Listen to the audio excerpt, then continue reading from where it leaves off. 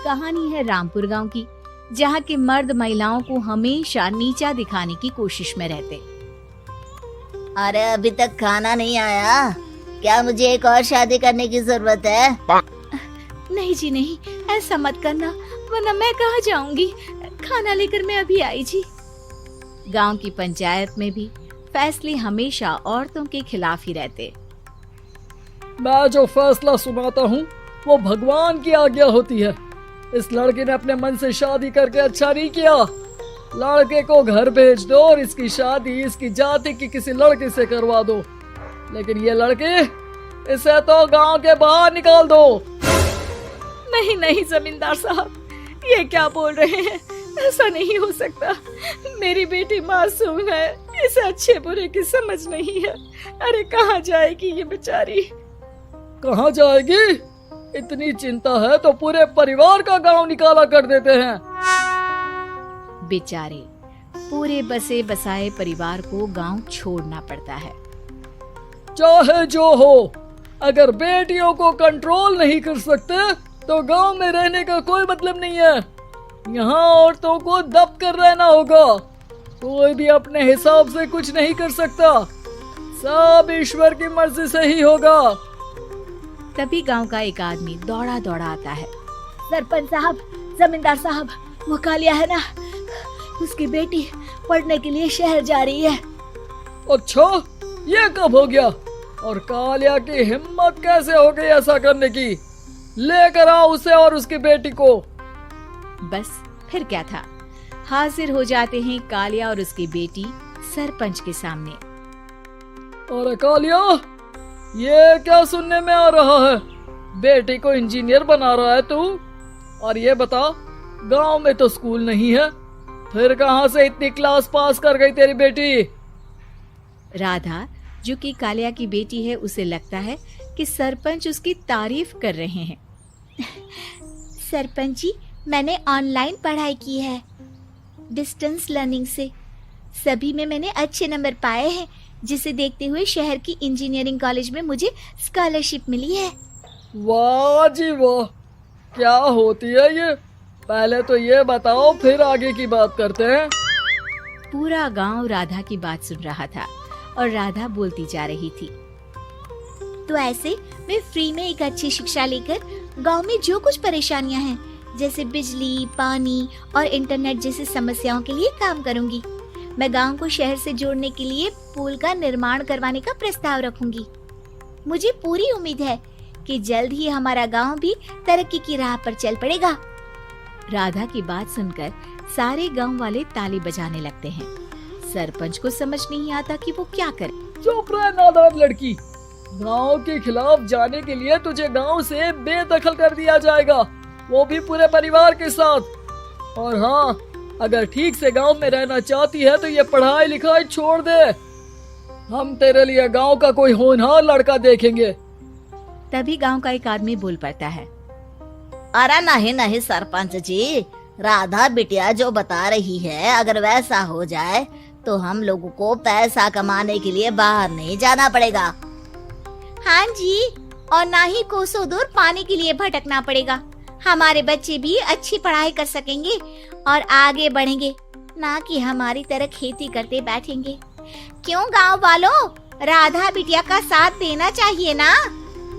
सरपंच देखता है कि गांव राधा के साथ है तो वो चुप हो जाता है। वो घर आकर अपने सलाहकार से बात करता है, जो बहुत ही चालाक किस्म का इंसान होता है। अरे सरपंच साहब, आपको बहुत ही होशियारी से काम लेना पड़ेगा।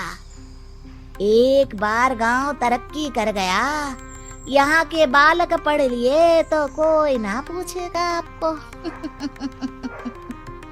और फिर ये जो बेटा और बेटी है ना आपके, इनको भी आम लोगों की तरह ही जीवन जीना होगा। हाँ, लेकिन करे तो क्या करे? वो ना आप मुझ पर छोड़ दीजिए, बस मैं जैसा बोलूं करते जाइए। अगले रोज सुबह जब गांव वाले सोकर उठते हैं तो राधा के घर के बाहर और साथ ही वो लोग जिन्होंने राधा का सपोर्ट किया था, उनके घर के आगे लाल रंग से कल आऊंगी लिखा होता है। कल आऊंगी, ये क्या होता है? अरे यह तो खून से लिखा है, लगता है कोई भूत प्रेत या चुड़ैल का साया है। चलो सरपंच जी के पास चलते हैं। सभी सरपंच के पास जाकर उसे सारी बात बताते हैं। अरे ये तो बड़ी मुश्किल की बात है। चलो मैं एक बाबा को जानता हूँ, उन्हें बुला लेता हूँ। सरपंच बाबा को लेकर गांव के घर के बाहर जाता है। ओहो, तो ये वो चुड़ैल है जो उन लोगों को निशाना बनाते हैं जो गांव को बदलने का सपना देखते हैं। वो गांव को ऐसे ही संपन्न देखना चाहती है। वो नहीं चाहती कि कोई बाहरी यहाँ का कायाकल्प करे। क्या तुम लोगों में से किसी ने गांव को बदलने की सोच रखी है? तभी राधा की माँ रोते रोते आती है। मेरी राधा घर से गायब हो गई है। अरे कोई तो बचाओ, मेरी बच्ची कहाँ गई?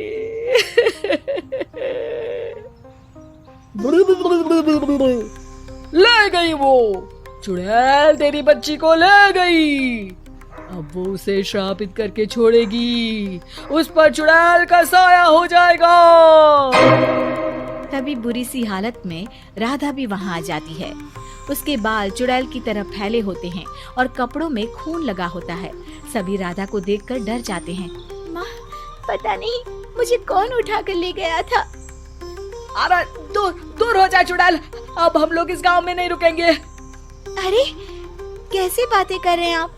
कल तो आप मेरे भरोसे गांव का हुलिया बदलने, अपने बच्चों को पढ़ाने और तरक्की उन्नति की बात कर रहे थे, तो आज क्या हो गया आपको? ये फिर तुम लोगों को बहकाएगी। ये चुड़ैल गांव में आ चुकी है, ऐसे ही ये तुम्हारे घर के बच्चों को भी ले जाएगी। गांव वाले राधा को गांव से बाहर निकाल देते हैं। उसके माँ बाप रोते रहते हैं, लेकिन गांव वाले नहीं मानते। मैं भी अपनी बहन के साथ गांव के बाहर रहूंगा, लेकिन वो पढ़ाई नहीं छोड़ेगी। वहीं सरपंच के घर पर सलाहकार कहता है। देखा, सांप भी मर गया और लाठी भी नहीं टूटी। लेकिन अगले ही दिन सरपंच के घर के बाहर भी वही शब्द लिखे होते हैं। और फिर सरपंच की बीवी कहती है, हमारी बेटी को किसी ने अगवा कर लिया है। तभी राधा का भाई वहाँ आ जाता है। अरे गांव वालों, मैंने सरपंच जी की बेटी को देखा था। वो चुड़ैल उसे उठाकर ले जा रही थी। अरे क्या मजाक कर रहे हो? नहीं नहीं सरपंच जी, आप नहीं जानते। वो चुड़ैल अब आपकी बेटी में आ जाएगी, जैसे राधा के अंदर आ गई थी। तभी सरपंच की बेटी वैसी ही हालत में वहाँ आती है जैसे राधा आई थी। पापा, पता नहीं कैसे मैं गायब हो गई थी। चुड़ैल, इसके अंदर भी चुड़ैल का साया है, मारो इसे। अरे नहीं नहीं, इसे भी राधा के पास गांव के बाहर ही भेज दो। अरे चुप रहो, मेरी बेटी कहीं नहीं जाएगी और चुड़ैल वुड़ैल कुछ नहीं होता है। अरे कैसे बात कर रहे हो सरपंच जी? आप तो बोल रहे थे कि आपका फैसला भगवान का ज्ञान होता है, तो अपने पर बात आई तो अब आप ऐसे बोल रहे हैं। अरे ना ना ना, आपको अपनी बेटी को त्यागना ही होगा। अरे बुलाओ बाबा को। राधा का भाई बाबा को ले आता है, जिसे अब गांव वालों के डर के कारण सच बोलना पड़ता है। मैं कोई बाबा नहीं हूँ, मैं तो मोची था। ये सलाहकार महोदय ने मुझे कहा था एक्टिंग करने को। वो मुझे पैसे देने वाले हैं। अब मुझे माफ कर दो। गलती हो गई, मुझे माफ कर दो। तभी वहाँ राधा आ जाती है। देखा सरपंच जी, जब गांव के बच्चे साक्षर होंगे तो आप जैसे लोगों की चालाकी नहीं चलेगी।